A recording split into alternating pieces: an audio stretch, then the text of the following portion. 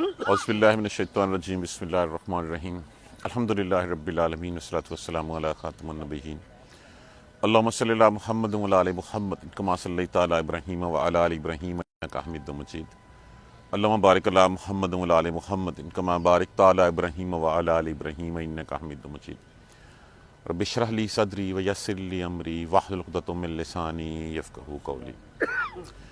جب یہ آیت اتری والذین یرمون المحصنات، اور وہ لوگ جو تہمت لگاتے ہیں پاک دامن عورتوں کے اوپر، ثم لم یاتوا باربعۃ، اور وہ نہیں لاتے اس کے اوپر 4 گواہیاں، شہداء فجلدوہم، مارو ان کو 80 درے، حد لگا دو ان کے اوپر، قذف جو ہے وہ حد قذف جو ہے وہ لگ گئی۔ ولا تقبلوا لہم، اور نہ ان سے قبول کرو شہادت ابدا، کبھی ان کی گواہی جو ہے وہ دوبارہ مت مانو۔ اولئک ھم الفاسقون، یہی لوگ فاسق لوگ ہیں، فساد کرنے والے ہیں۔ جیسے کہ یہ آیت کریمہ اتری، حضرت سعد بن عبادہ رضی اللہ تعالی عنہ ایک نامور، ایک جری صحافی انصار کے سرداروں میں سے تھے۔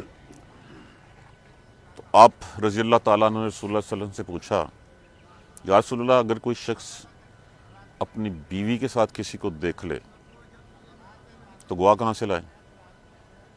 اگر وہ گواہ لے کے آئے اسی اسنا میں تو وہ اگلا چلا گیا ہوگا، بات ختم ہوگی۔ پہلے تو انہوں نے یہ پوچھا، یا رسول اللہ کیا یہ ایسے ہی اتری ہے؟ تو رسول اللہ صلی اللہ علیہ وسلم نے فرمایا صحابوں سے، اے انصار لوگو، دیکھو تمہارا سردار کیا کہہ رہا ہے۔ اب سعد بن عبادہ رضی اللہ تعالیٰ عنہ غیرت کے معاملے میں اتنے سخت تھے کہ اپنے کوئی شادی کسی بیوہ یا طلاق یافتہ سے نہیں کی کہ میں کسی اور کا جو ہے وہ سطر نہیں دیکھوں گا سوائے اپنے، اور نہ کبھی انہوں نے جو ہے وہ کسی عورت کو جو ہے وہ طلاق دی تھی۔ وہ برداشت نہیں کرتے تھے کہ جو عورت میری ہو وہ عورت کسی اور کے ساتھ پیچھے، وہ بات میں نے کہا اتنے سخت تھے۔ تو انہوں نے کہا کہ اگر میں اپنی بیوی کے ساتھ کسی کے ساتھ دیکھوں، پہلے تو یہ پوچھا کہ یہ ایسے ہی اتری ہے، تو آپ نے کہا ایسے ہی۔ نے کہا اگر میں یہ پوچھا پھر کہ میں اگر جو ہے وہ دیکھ لوں تو پھر میں کیا کروں؟ رسول اللہ صلی اللہ علیہ وسلم نے فرمایا گواہ لاؤ۔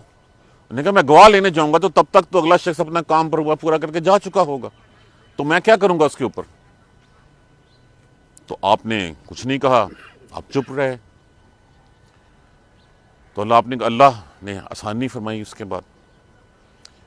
حلال بن امیہ رضی اللہ تعالیٰ عنہ، حلال بن امیہ رضی اللہ تعالیٰ ان 3 صحابیوں میں سے ہیں جو غزوہ تبوک میں قدرت رکھنے کے باوجود نہیں گئے تھے، اور رسول اللہ صلی اللہ علیہ وسلم کی واپسی کے اوپر اقرار کر لیا تھا اپنی سستی کا، اپنی کاہلی کا۔ تینوں کے بارے میں جو ہے وہ اللہ نے سزا دی تھی، اللہ نے سزا دی کہ اپنے آپ کو جو ہے ان کا سوشل بائیکاٹ ہو گیا تھا، اور پھر اللہ نے ان کی بریت جو ہے وہ قرآن میں جو ہے وہ نازل فرمائی تھی۔ تو حلال بن امیہ رضی اللہ تعالیٰ عنہ رسول اللہ صلی اللہ علیہ وسلم کے پاس آئے، یا رسول اللہ میں رات کو کھیتوں سے واپس آیا، میں نے اپنی بیوی کے پیٹ کے اوپر کسی اور کو سوار دیکھا۔ رسول اللہ صلی اللہ علیہ وسلم نے فرمایا گواہ لاؤ۔ کہا رسول اللہ میرے پاس تو کوئی گواہ نہیں ہے۔ کہا پھر تجھ پہ حد لگے گی؟ کہا نہیں، میرا اللہ میرے لیے کوئی آسان راہ نکال دے گا۔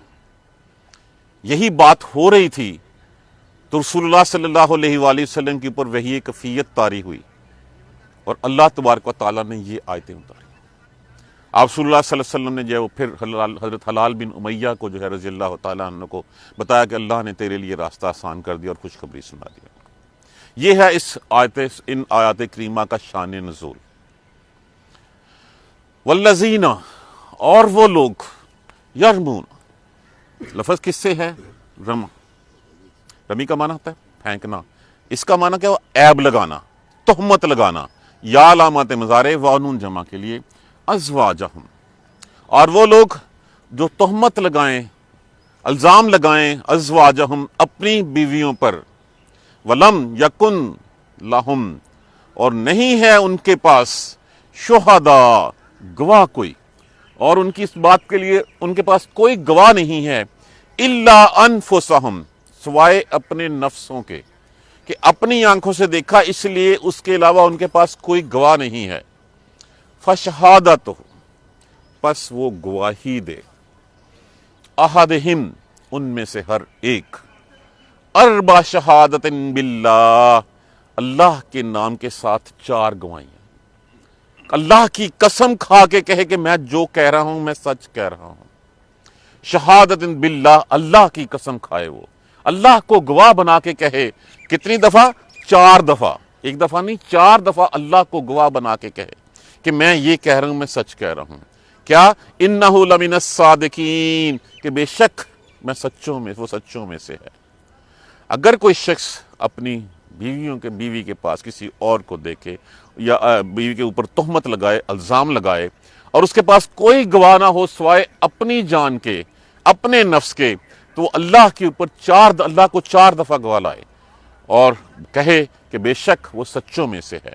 والخامسات، خامسہ 5، اور 5ویں دفعہ یہ کہے انا لعنت اللہ علیہ، کہ دیکھے اس پر لعنت ہو اللہ کی، ان کان من الکاذبین، اگر وہ ہے جھوٹوں میں سے۔ 5ویں دفعہ 4 دفعہ اللہ کے ساتھ گواہی بنائے، اللہ کو گواہ بنا کے کہے کہ جو کہہ رہا ہوں سچ کہہ رہا ہوں، اور 5ویں دفعہ یہ کہے کہ اگر میں جھوٹ کہوں تو مجھ پہ اللہ کی لعنت ہو۔ وَيَدْرَعُ، سر یہاں پہ ایک الف کا کمی ہے، دیکھیے لفظ درع سے ہے۔ درع کا معنی ہوتا ہے دفع کرنا، ٹال دینا، دور کر دینا، اور وہ دور کر دیتا ہے انہا، یہاں پہ جو ہے وہ اب بات ہو رہی ہے مؤنث کی، انہا کس سے؟ اگر بیوی سے، یہ جس کے اوپر الزام لگایا گیا ہے۔ وَيَدْرَعُ انہا، اور دور کر سکتا ہے، ٹال سکتا ہے اس سے عذاب، اس عورت سے۔ اب مرد نے تو کہہ دیا، اب عورت انکار کر دے تو پھر کیا ہو؟ ہے نا جی، پھر عورت انکار کر دے تو کیا ہو؟ تو پھر عورت کا طریقہ کار بھی کرا دیا گیا، اس کو لعن کا قانون کہتے ہیں، اور جو دونوں کے درمیان یہ کرایا جاتا ہے اس کو ملعنہ کہتے ہیں۔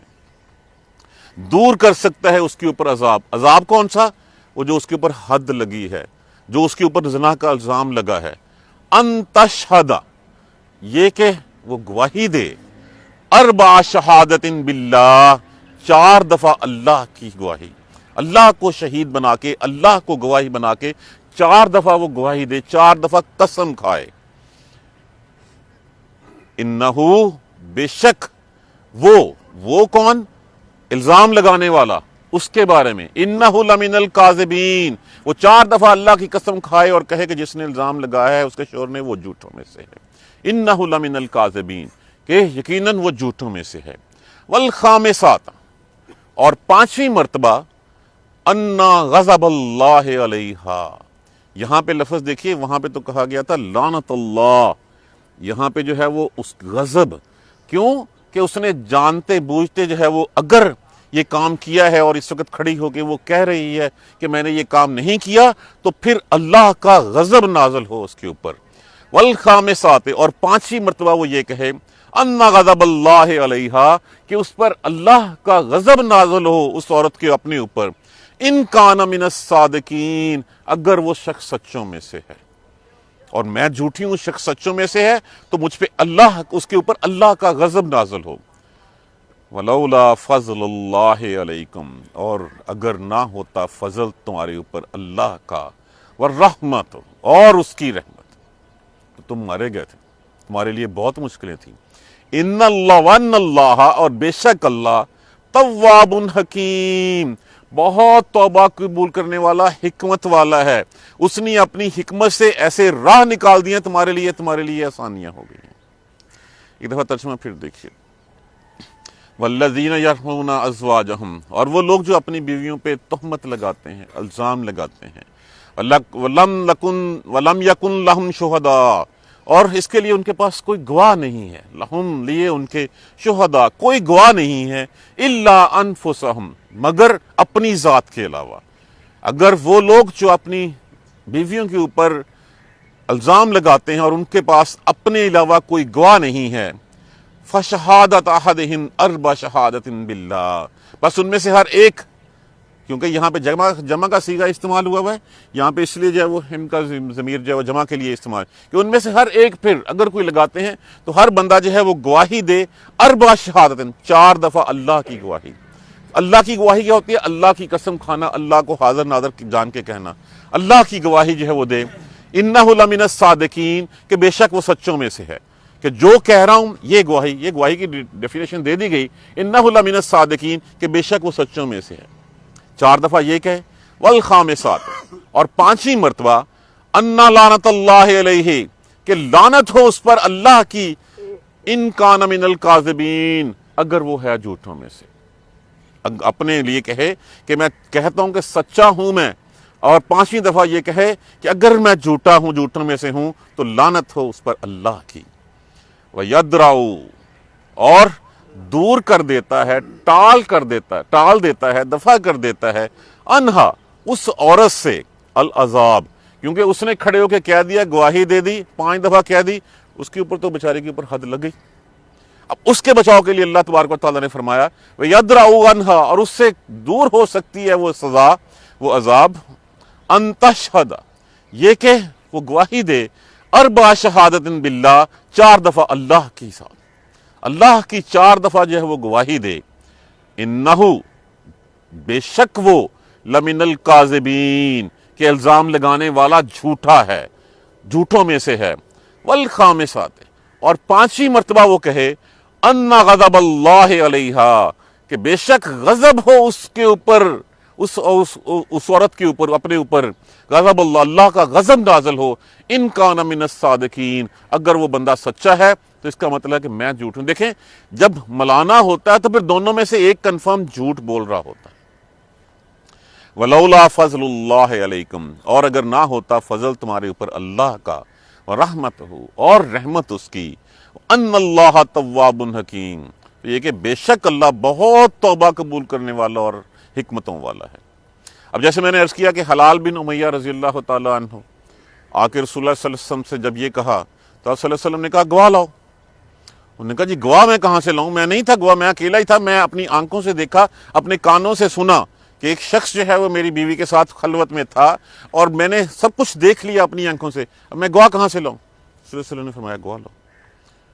تو حلال بن امیہ رضی اللہ تعالیٰ نے کہا میرا اللہ مجھے جانتا ہے، میں جو کہہ رہا ہوں میں سچ کہہ رہا ہوں، میرا اللہ میرے لیے آسانی فرمائے گا۔ اسی اثناء میں رسول اللہ صلی اللہ علیہ وآلہ وسلم کے اوپر وحی کی کیفیت نازل ہوئی اور یہ آیت کریمہ اتری، اور پھر آپ نے صلی اللہ علیہ وآلہ وسلم نے فرمایا حلال، اللہ نے تمہارے لیے جو ہے وہ آسانیاں فرما دی۔ اب اس کے بعد جب اس نے کہا تو کہا کہ ٹھیک ہے، ان دونوں کے درمیان جو ہے وہ لعان سے معاملہ طے کروا دیا جائے۔ لعان کا کیا ہے کہ دونوں کو بلایا جائے۔ بلا لیا گیا حلال بن امیہ رضی اللہ تعالیٰ عنہ کو، اور ملانا شروع ہوا۔ حلال بن امیہ رضی اللہ تعالیٰ عنہ نے سب سے پہلے ایک قسم کھائی، تو رسول اللہ صلی اللہ علیہ وسلم بار بار یہ فرماتے رہے کہ تم دونوں میں سے ایک جھوٹا ہے، تم دونوں میں سے ایک جھوٹا ہے۔ 4 دفعہ قسم کھائی تو وہاں پہ جو صحابہ موجود تھے ان صحابہ نے کہا امیہ، آخرت کا عذاب دنیا کے عذاب سے بہت سخت ہے، دنیا کا عذاب بہت ہلکا ہے، اگر کوئی بات ہے تو یہیں پہ واپس آ جا۔ اب اگر وہ واپس آتے، معاذ اللہ اگر انہوں نے جو جھوٹا الزام لگایا ہوتا تو کیا ہوتا، ان کے اوپر حد لگا دی جاتی، قذف کا جو ہے وہ حد لگا دی جاتی۔ تو انہوں نے کہا نہیں میں سچا ہوں، اور انہوں نے 5ویں قسم بھی اٹھا لی۔ ان کی بیوی کو لایا گیا، اس سے بھی یہی کہا گیا، اور رسول اللہ صلی اللہ علیہ وسلم بار بار فرماتے رہے کہ تم دونوں میں سے ایک جھوٹا ہے، اللہ کے غضب خدا۔ 4 دفعہ قسم اٹھا لی تو صحابہ کرام جو موجود تھے انہوں نے کہا کہ یاد رکھ دنیا کا عذاب آخرت کے عذاب سے بہت ہلکا ہے، سوچ لے سمجھ لے۔ وہ عورت جھجکی، تھوڑا سا رکی، لوگوں نے سمجھا شاید اعتراف کرنا چاہتی ہے، تو اس نے کہا لیکن میں رہتی دنیا تک اپنے خاندان کو رسوا نہیں کر سکتی، اور اس نے 5ویں قسم اٹھا لی۔ جب 5ویں قسم اٹھا لی تو رسول اللہ صلی اللہ علیہ وآلہ وسلم نے دیکھیے فوری طور پہ دونوں کے درمیان بائن کروا دیا گیا، دونوں کے درمیان علیحدگی کروا دی گئی، کوئی نان نفقہ نہیں رہا۔ اس کو کہا حق مہر دے، بات ختم ہو گئی یہیں پہ۔ اس کے بعد سے نہ طلاق ہوئی ہے، نہ مرب، نہ وہ بندہ فوت ہوا ہے، کچھ نہیں، دونوں میں علیحدگی کروا دی گئی، اور کہا گیا آج کے بعد اس عورت کو اگر کسی نے جو ہے وہ تہمت لگائی تو اس کے اوپر حد لگ جائے گی۔ مطلب یہ کہ شریعت جس کے درمیان فیصلہ کر دے، کسی دوسرے کو اس کے اوپر انگلی اٹھانے کا کوئی حق نہیں ہے۔ اور پھر آپ صلی اللہ علیہ وسلم نے فرمایا اس کا جو بچہ ہوگا، یہ بچہ اگر تو سرخ و سفید پنڈلیوں والا ہوا، سرخ و سفید رنگت کا ہوا، بھری بھری پنڈلیاں ہوئیں، تو پھر تو یہ حلال بن امیہ کا ہی ہوگا، اور اگر یہ کالی اور کسی اور یا کالی بھوری یا اس طرح کا ہوا تو پھر یہ اسی کا ہی ہوگا۔ جب بچہ پیدا ہوا تو بری خصلت والے کا تھا، لیکن کسی نے انگلی تک نہیں اٹھائی، اور وہ بچہ بعد، اور آپ صلی اللہ علیہ وسلم نے یہ بھی فرمایا اس بچے کی نسبت اس کی ماں کی طرف سے ہوگی، اور وہ بچہ بعد میں مصر کا حاکم بنا، کوئی شخص اس کے باپ کا نام نہیں جانتا تھا، لیکن کسی کو اس کے اوپر انگلی اٹھانے کا کوئی حق نہیں تھا۔ تو یہاں پہ جدائی بھی کروا دی گئی، اور اس کے بعد جدائی میں کہ یہ وہ طلاق ہے۔ دوسری طلاق میں تو پھر حلالہ کے بعد چانس ہوتا ہے کہ اگر کسی نے کسی کے ساتھ شادی کر لی، بعد میں وہ شخص طلاق دے دے یا مر جائے تو واپس اس حال میں واپسی نہیں ہو سکتی۔ زیادہ روایات اس حلال بن امیہ کے بارے میں ہیں۔ دوسری روایت عمر کر کے ایک صحابی تھے رضی اللہ تعالیٰ عنہ، ان کے بارے میں ہے کہ یہی واقعہ ان کے ساتھ پیش آیا، واللہ عالم۔ لیکن اصل مقصد سمجھانا ہے کہ یہ بات ہوئی۔ اب یہ طے ہو گیا یہاں پہ کہ جب کوئی ایسا سلسلہ آ جائے، نمبر ایک تو یہ بہت بڑی بات ہے کسی پہ کہنا، اور پارٹیکولرلی مرد کبھی بھی جو ہے وہ نہیں کہتا جب تک کہ وہ اپنی آنکھوں سے کچھ دیکھ نہ لے، اور دیکھے گا تو پھر اس کے لیے اس شخص کو اپنے گھر میں رکھنا مشکل ہو، اس عورت کو اپنے گھر میں رکھنا مشکل ہے۔ اگر وہ جیسے تو چھپایا، کہا گیا کہ گناہ چھپاؤ لوگوں کے، اب وہ چھپاتا ہے تو کیا وہ یہ چھپا لے کہ اپنے گھر میں جو ہے وہ کسی کا بچہ لے آئے اور بچہ جو ہے اس کا کل کو وارث بھی بن جائے؟ تو اللہ تبارک و تعالیٰ کا ارشاد ہے، اگر رسول اللہ صلی اللہ علیہ وسلم نے فرمایا کہ ایسی شخص جو کسی دوسرے خاندان کا بچہ جو ہے وہ اپنے شوہر کے خاندان میں گھسا لائی، اللہ اس کے اوپر جو ہے وہ رحمت سے دور کر دے گا۔ اور اگر کسی شخص نے جو ہے وہ اپنے بچے کے اوپر الزام لگا کہ یہ میرا نہیں ہے، حالانکہ وہ حقیقتاً اسی کا ہے، تو اللہ روز قیامت اس کے اوپر پردہ فرمائے گا، اس سے پردہ فرمائے گا اور اس سے بات بھی نہیں کرے گا۔ تو اب شخص جس نے جو ہے وہ دیکھ لیا، اب اس کے بعد کیا آپشنز رہ جاتی ہیں کہ وہ اگر چھپائے تو کیا اپنے گھر میں جو ہے وہ اپنا نان نفقے کے اپنی وراثت میں سے کسی غیر کے نطفے کو جو ہے وہ حصہ دے دے، اور اگر وہ اعلان کرے تو وہ گواہ کہاں سے لائے؟ تو یہ اللہ کی حکمتیں ہیں کہ اللہ نے اس کا طریقہ کار وضع کر دیا۔ اور کہا جاتا ہے کہ جس وقت وہ بچہ پیدا ہوا تو رسول اللہ صلی اللہ علیہ وسلم نے فرمایا کہ اگر یہ شریعت کے مطابق اس کا فیصلہ نہ ہوتا تو میں اس کے اوپر حد جاری کر دیتا، اور وہ حد کیا تھی کہ اس وقت اس کو جو ہے وہ رجم کر دیتے اگر جو ہے وہ یہ نہ ہوتا۔ جو فیصلہ ایک دفعہ شریعت نے کر دیا اس کے بعد جو ہے وہ بات ختم ہو گئی۔ آیت کریمہ تھوڑی سی سخت ہے، لیکن یہ حکمت دیکھیے، اگر کوئی ایسا سینیریو معاذ اللہ آج کل ہمارے ہاں کیا ہے، اور دیکھ لیے کتنی بڑی بات کہی گئی ہے کہ کسی کے اوپر تہمت لگانا، پہلی بات تو تہمت لگانے کے اوپر ویسے حد جاری ہو جاتی ہے، اور اس حد اس کی 80 کوڑے بتائی گئی ہے۔ کجا یہ کہ تہمت جو ہے وہ اپنی بیوی پہ لگانا، ہمارے کورٹس میں جا کے دیکھ لیجیے 90% کیسز میں دونوں ایک دوسرے کے اوپر تہمت لگا رہے ہوتے ہیں معاذ اللہ، اور وہ یہ سوچے بغیر لگا رہے ہوتے ہیں کہ ہم کیا کہہ رہے ہیں اس کے اوپر،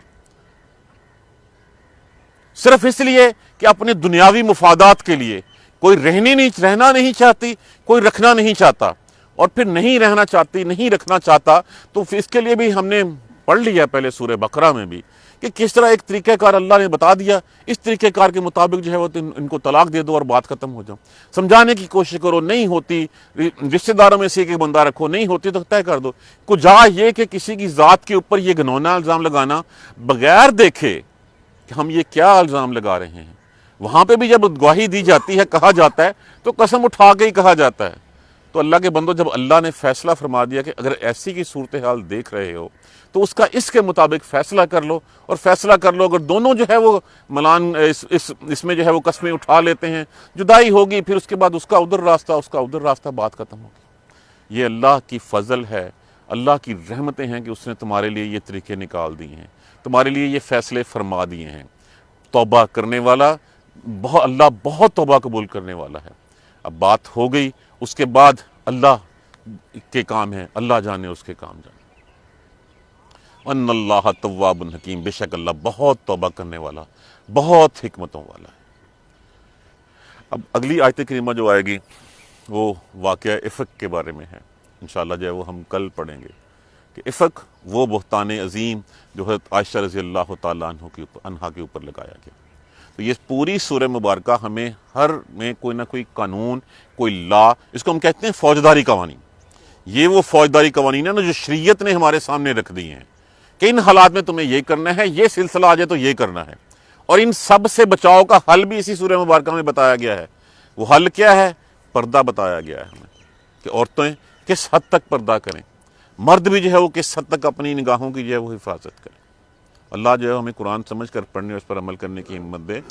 پھر دہرا دوں، والذین یرمون، اور وہ لوگ جو تہمت لگاتے ہیں اپنی بیویوں پر اور اس کے اوپر ان کے اپنے علاوہ کوئی گواہ نہیں ہوتا، تو پس وہ 4 دفعہ اللہ کی قسم کھائیں اور 5ویں دفعہ اور قسم کھائیں کیا کہ ہم سچے ہیں، کہ انہ لمن الصادقین، کہ بے شک وہ سچوں میں سے ہے، اور 5ویں دفعہ وہ یہ کہے کہ مجھ پہ اس پر اللہ کی لعنت ہو اگر وہ جھوٹوں میں سے ہو۔ اور عورت چونکہ اس نے تو قسم اٹھا لی، اٹھانے کے بعد اب وہ سزا، اگر وہ قسم عورت نہیں اٹھاتی تو اس کے اوپر تو لگی حد، اب اس کے اوپر سے وہ حد، وہ عذاب، وہ سزا ٹل سکتی ہے، دور ہو سکتی ہے کہ یہ وہ 4 دفعہ قسم کھائے کہ وہ بندہ جو ہے وہ جھوٹوں میں سے ہے، انہ لم، کہ وہ جھوٹوں میں سے ہے، والخامسات، اور 5ویں دفعہ یہ کہے ان غضب اللہ علیہ، اس پر اللہ کا غضب نازل ہو اگر جو ہے وہ شخص اگر وہ سچوں میں سے ہے۔ ولولا فضل اللہ علیکم ورحمتہ، اور اگر تمہارے اوپر اللہ کا فضل اور اس کی رحمت نہ ہوتی تو تم تو گئے تھے کام سے۔ اللہ نے تمہارے لیے آسانیاں فرما دی۔ بے شک اللہ بہت توبہ کرنے والا، بہت حکیم ہے، اس کی حکمت اسی کو پتہ ہے۔ حکمت ہوتی کہ ہے تہ کی بات، کہ اللہ جانتا ہے کہ کسی بھی چیز کا حل جو ہے وہ کیسے نکالنا ہے۔ اللہ نے حل نکال کے جو ہے وہ ہمارے سامنے رکھ دیا۔ اللہ ہمیں سیدھے راستے پہ چلنے کی توفیق عطا فرمائے۔ جزاک اللہ خیر۔ سبحانک اللہم و بحمدک، اشہد ان لا الہ الا انت، استغفرک و اتوب الیک۔ دیکھیے اب تک جو ہم نے پڑھا یہ وہ تہمت ہے جو زنا کے اوپر، زنا کے بارے میں جو ہے وہ لگائی جاتی ہے۔ اس کے بعد جو جتنی باقی چیزیں ہوتی ہیں وہ بہتان ہوتی ہیں۔ اس کی حد قذف اللہ نے لکھ کے دے دی ہمیں کہ اس کا حل یہ ہے۔ اگر ہم کسی کے اوپر ویسے بہتان لگاتے ہیں کہ وہ چور ہے، وہ ڈاکو ہے، وہ شرابی ہے، اس کے لیے سزائیں جو ہیں وہ ڈیفرنٹ ہیں۔ تو یہ صرف اور صرف حد قذف اور اس کے بعد حد کے اوپر جو ہے وہ بات ہوئی تھی۔ اعوذ باللہ من الشیطان الرجیم، بسم اللہ الرحمن الرحیم، الحمدللہ رب العالمین، الحمدللہ رب العالمین، الحمدللہ رب العالمین۔ اللہم صلی علی محمد وعلی آل محمد کما صلیت علی ابراہیم وعلی آل ابراہیم انک حمید مجید۔ اللہم بارک علی محمد وعلی آل محمد کما بارکت علی ابراہیم وعلی آل ابراہیم انک حمید مجید۔ ربنا لا تؤاخذنا ان نسینا واخطانا، ربنا ولا تحمل علینا اصرا کما حملتہ علی الذین من قبلنا، ربنا ولا تحملنا ما لا طاقۃ لنا به واعف عنا واغفر لنا وارحمنا انت مولانا فانصرنا علی القوم الکافرین۔ ربنا لا تزغ قلوبنا بعد اذ ہدیتنا وہب لنا من لدنک رحمۃ انک انت الوہاب، رب اغفر وارحم وانت خیر الراحمین۔ یا رب ارحمہما کما ربیانی صغیرا، یا رب ارحمہما کما ربیانی صغیرا، یا رب ارحمہما کما ربیانی صغیرا۔ بیماروں کے لیے دعا کیجیے، اللہ تبارک و تعالیٰ سب کو صحت کاملہ نصیب فرمائے۔ آج کل پھر کرونا کے بعد ڈینگی جو ہے وہ چل رہا ہے، ہر گھر میں جو ہے بیمار ہو رہے ہیں۔